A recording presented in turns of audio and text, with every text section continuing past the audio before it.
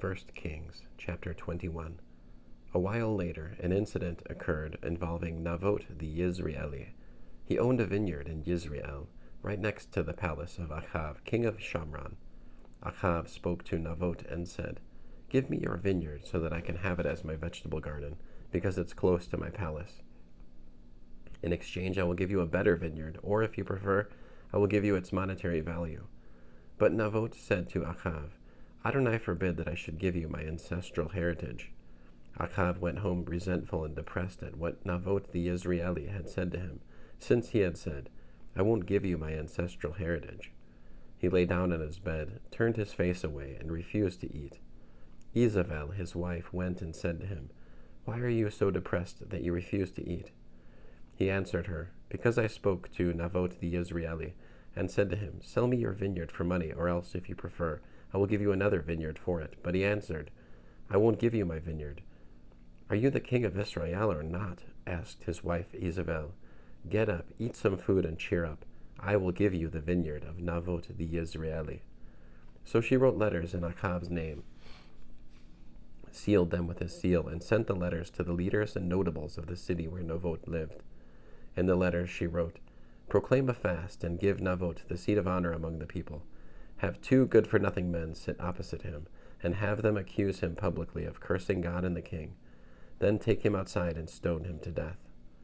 The leaders and notables of the city he lived in did as Izabel had written in the letters she sent to them. They proclaimed a fast and gave Navot the seat of honor among the people. The 2 good-for-nothing men came in and sat opposite him, and these scoundrels publicly accused Navot, saying, "Navot cursed God and the king." So they took him outside the city and stoned him to death, then sent a message to Izabel, "Navot has been stoned to death." When Izabel heard that Navot had been stoned to death, she said to Achav, "Get up and take possession of the vineyard that Navot the Yizreeli refused to sell you, because Navot is no longer alive, he is dead." When Achav heard that Navot was dead, he set out to go down to the vineyard of Navot the Yizreeli to take possession of it. But the word of Adonai came to Eliyahu from Tishbe, "Get up, go down to meet Achav, king of Israel, who lives in Shamron. Right now he is in the vineyard of Navot. He has gone down there to take possession of it. This is what you are to say to him. Here is what Adonai says. You have committed murder, and now you are stealing the victim's property. Also say to him, here is what Adonai says.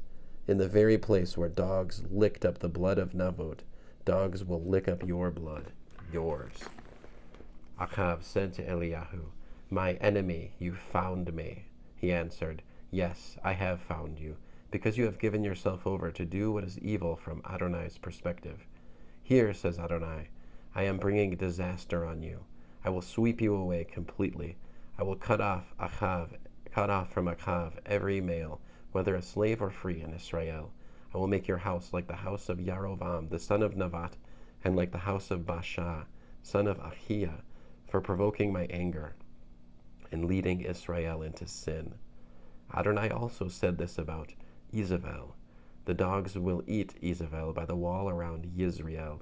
If someone from the line of Achav dies in the city, the dogs will eat him.